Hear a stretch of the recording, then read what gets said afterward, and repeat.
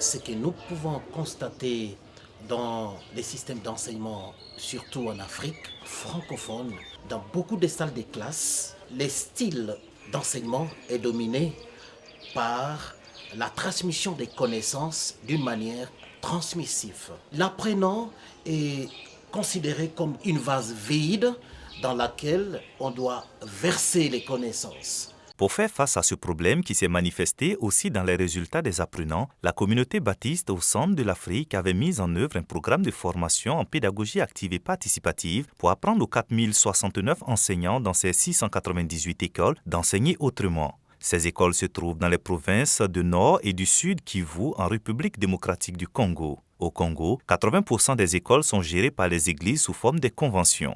Le programme de formation enseignante est actuellement appuyé par Pain pour le Monde, une organisation de l'Église protestante en Allemagne. Eh bien, je vais vous dire que c'est depuis 2000 que le programme est né. Et c'était à partir d'un constat d'une baisse des niveaux que la coordination des écoles de la communauté baptiste au centre de l'Afrique avait adressé une demande de soutien à EED, c'est Evangelische Entwicklungsdienst à Bonn, et c'était pour soutenir le recyclage des enseignants. Quand la demande était arrivée, c'est M. Rudolph qui nous répond, il y a un pédagogue qui travaille déjà au Rwanda, c'est un pédagogue suisse, il a travaillé au Cameroun, est-ce que vous pouvez le rencontrer au Rwanda? Et je crois que c'est vers la fin de l'année 2000 que nous avons pu rencontrer le docteur Christian Gray, qui est ici à côté. C'est à partir de là que le programme est parti. Oui, effectivement, le projet est parti depuis l'Allemagne. Cependant, l'Allemagne voulait un projet à long terme, quelque chose de profond, quelque chose de stable. Les formations ont commencé en 2001. Et là, on a commencé avec une équipe qui a été formée par Christian Gray et Esther. Et cela a duré plus ou moins 4 ans pour la formation de formateurs. Et je dirais que c'est à partir des années 2005-2006 qu'on a mis des équipes de formateurs constituées à 4 cellules pédagogiques. Il fallait bien former des formateurs pour qu'ils soient capables de donner une formation de qualité. Et je trouve que c'est très très important de mettre vraiment l'accent sur la qualité et aussi l'indépendance, l'autonomie des formateurs. Ailleurs, il y a eu beaucoup de formations qui se sont données. Souvent, c'est des formations de 2-3 jours. C'est que des choses théoriques où les gens ne comprenaient rien. Et souvent, il n'y a pas le suivi. On forme les enseignants sur terrain. On les abandonne, on ne les suit même pas. Il y a beaucoup de projets comme ça que nous avons vraiment vus. La formation de la communauté baptiste a une durée de 3 semaines avec 2 semaines de théorie et 1 semaine de pratique accompagnée par les formateurs locaux. Cependant, la théorie est aussi enseignée d'une manière pratique avec les jeux de rôle et les travaux en groupe qui mettent les enseignants en position de leurs élèves. Et je vous demande une chose, parce que nous allons d'abord jouer à un jeu de rôle. Représentez-vous que nous sommes dans une classe. Vous jouez le rôle des élèves, ils jouent aussi le rôle de professeur. L'air tourne dans le sens des aiguilles d'une montre. Alors que autour de la basse pression, l'air tourne dans le sens contraire à celui des aiguilles d'une montre. Et dans l'hémisphère sud, c'est le contraire. Signifie autour d'une haute pression, une zone de haute pression, l'air tourne dans le sens contraire et autour de la basse pression, c'est dans le sens des aiguilles d'une montre. Et aujourd'hui, je voudrais avec vous étudier les villes situées au bord des rivières et des fleuves en Afrique et en Europe. Debout, croisez les bras. Brazzaville est située au bord de quel fleuve? Brazzaville est située sur Sur l'océan Atlantique.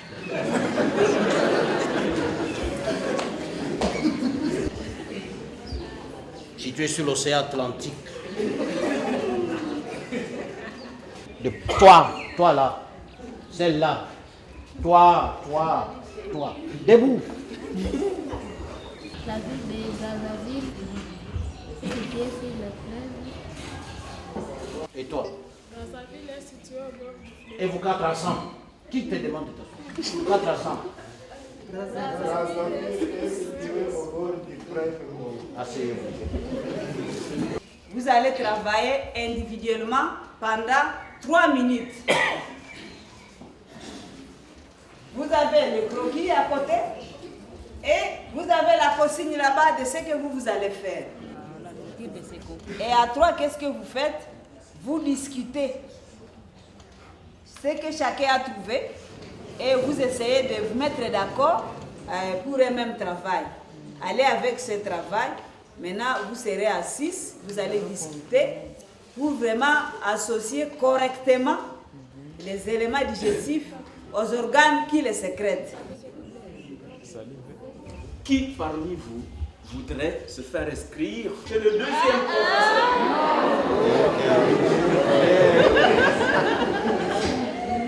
Qui parmi vous voudrait venir chez elle?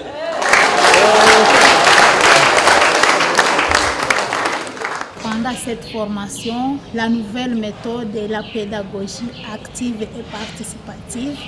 Et c'est important pour moi car ça me montre que l'enfant aussi a des capacités intellectuelles qui est cachées en lui. J'étais beaucoup touché par le thème, le cadre, qui m'oblige de quitter le cadre. Disons que pour connaître, il faut s'étendre, il faut aller vers les autres, il faut s'informer et quitter les anciennes habitudes. Je viens d'apprendre que l'enfant est au centre de son éducation. Même s'il est petit, il doit apprendre par des mouvements, par des jeux. Et je viens d'apprendre aussi la fabrication de différents matériels didactiques. Ça, c'est au niveau de la maternelle parce que l'enfant de l'école maternelle doit normalement voir pour bien capter et pour bien retenir.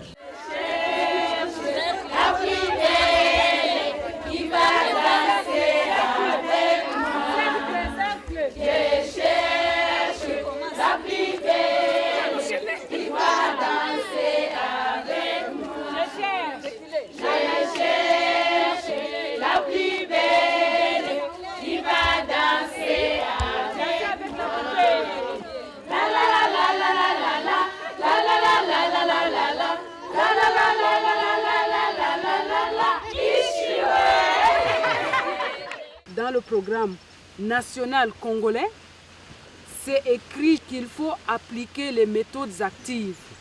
Théoriquement, ils écrivent dans tous les programmes. Mais maintenant, ils ne savent même pas comment utiliser ces méthodes actives. Le projet est basé sur la pédagogie active. Active, ça veut dire c'est Piaget, c'est Jean Piaget qui veut vraiment le constructivisme. Il faut que l'enfant apprenne à construire son savoir lui-même. Vient s'ajouter Vygotsky qui dit oui, c'est bien construire son savoir, mais Vygotsky met surtout l'accent sur le socio-constructivisme. La société doit se construire elle-même et pas simplement donner des documents, les apprendre par cœur, les réciter, ça ne suffit pas. Je crois que cette pédagogie active et participative qui commence à la maternelle, je crois que c'est la voie obligée pour les changements vers la démocratie, vers la tolérance, vers la résolution des conflits, surtout dans cette région où les guerres ont duré depuis des dizaines d'années. Nous avons besoin de cette pédagogie qui nous réconcilie. Il faut peut-être préciser que la pédagogie active et participative ne s'arrête pas seulement à la communauté baptiste au centre de l'Afrique. Dans nos formations, nous invitons les inspecteurs officiels, les gens des autres communautés, pour qu'ils viennent aussi suivre la pédagogie active et participative chez nous. Ils goûtent la pédagogie avec l'idée qu'ils peuvent aussi aller former les enseignants. C'est ça. Mais il faut aller au niveau de l'esprit. Mourir quelqu'un des savoirs, ou bien surtout d'une idéologie, d'une philosophie. C'est ça ce qu'on appelle aussi imprégnation. Cette formation aussi se différencie des autres formations parce qu'elle est holistique. Pourquoi? Parce qu'en fait, c'est comme un puzzle. Il y a beaucoup de thèmes en communication, beaucoup de thèmes en méthodologie, d'autres thèmes en psychologie, en psychopédagogie, qui ensemble, thème par thème, finissent par différencier justement notre didactique des autres didactiques. Pour que cet enseignement soit efficace, ce qui doit se passer à l'intérieur de l'enseignant, il faut un changement complet, un changement radical, pas simplement une connaissance théorique, mais qu'il soit capable de faire, un faiseur. Nous avons besoin des enseignants faiseurs. Là, je voudrais spécifier que ce que nous faisions, c'était, je peux dire, un jeu de rôle pour que les enseignants vivent ce qu'ils doivent aussi enseigner dans les différentes classes respectives. La façon dont les formateurs développent les thèmes, c'est vraiment la théorie que nous associons directement à la pratique. La formation en pédagogie active et participative jouit d'un véritable succès, semble-t-il. Mais est-ce qu'elle a des effets durables dans la vie scolaire au quotidien des enseignants et des élèves? Et quel est son impact réel sur les relations sociales à l'école et dans les familles des élèves et des enseignants? Hey, moi, vous le dites. Yes. My name is Ruben. Okay, my name is Mwavuli. Good. Ils apprennent comme s'ils étaient dans leur vie courante. Alors, ils parlent. Cette méthode facilite les élèves à changer des expériences. Donc, l'autre connaît ce que l'autre ne connaît pas, alors ils s'entraident. Cette méthode fait fuir la peur dans le groupe. Alors, même un élève timide, cet élève aussi est encouragé par le fait qu'il a l'habitude de parler avec les autres en classe, alors il chasse la timidité. Il devient aussi collaborer avec les autres. Cette méthode nous aide aussi pour que nos élèves se corrigent mutuellement. Nos élèves comprennent mieux ce qu'ils s'expliquent entre eux que ce que l'enseignant explique aux élèves. Cette méthode facilite aussi l'intégration à la société pour les enfants. Ils s'intègrent à la société, ils évitent le fait d'être solitaires, alors ils deviennent solidaires. J'ai été formé en 2005. Oui, j'ai été formé en 2005 par Christian Gray. Il y a des méthodes qui nous aident à ne pas oublier ce que nous avons appris. D'abord, nos chefs sont d'abord impliqués dans cette méthode. Les coordinateurs, le préfet, les autres sont impliqués dans cette méthode et ne cessent de nous rappeler que nous devons utiliser cette méthode de jour après jour. Nous n'oublierons jamais cette méthode car c'est une méthode qui nous a beaucoup aidés. En effet, la méthode que le professeur était en train d'utiliser, c'était une méthode qui permet aux autres de parler, les gens qui sont timides, les gens qui ne savent pas s'exprimer, qu'ils parlent aussi, qu'ils montrent leur opinion pour que nous puissions nous attendre. Donc ça, nous attendons chacun parler à travers donc ce qu'il exprime, c'est ce qu'il est. Bon, quand je suis en famille, je suis très timide. Et quand j'avais commencé l'école primaire jusqu'au secondaire, bon, j'étais timide. Mais quand je suis arrivée ici, à l'école, à Madjengo, la méthode là du professeur m'a beaucoup aidée. Parce que ma timidité a disparu. J'ai commencé à avoir la facilité de parler avec les autres et de causer. Je me suis sentie vraiment très bien. Je félicite beaucoup le prof là. Parce qu'il m'a aidé vraiment, il m'a aidé. Parce que ma mère, elle aussi disait que si une fois je pourrais me mettre devant les gens, comment est-ce que je devrais parler? Maintenant là, je m'exprime devant les gens et je n'ai pas peur. What does pupils eat? Is it correct? No. Okay, correct. Pour résumer, l'essentiel de la pédagogie active et participative est de former un enseignant qui apprend à apprendre différemment, à apprendre autrement. Et il est un peu difficile pour l'enseignant qui a grandi dans un système où c'est lui seul qui avait le pouvoir de parler, maintenant de responsabiliser les enfants. Donc c'est trop exigeant. Il lui est demandé d'avoir du temps, de préparation, pour faire des bonnes consignes, pour réfléchir, pour essayer de faire réfléchir les enfants aussi, pour une activation cognitive, en fait que les enfants soient des producteurs, des penseurs, des faiseurs aussi, après leurs apprentissages. Cette pédagogie n'est pas seulement faite pour les pays développés. Au contraire d'ailleurs, elle est applicable dans tous les pays, que ce soit sous-développés ou développés ou en voie de développement, en dépit de tout ce qu'on dit que les classes sont pléthoriques. D'ailleurs, elle vient répondre à cette exigence des classes pléthoriques. Parce qu'un enseignant qui applique cette pédagogie est capable d'écouter et d'être en contact avec tous les enfants.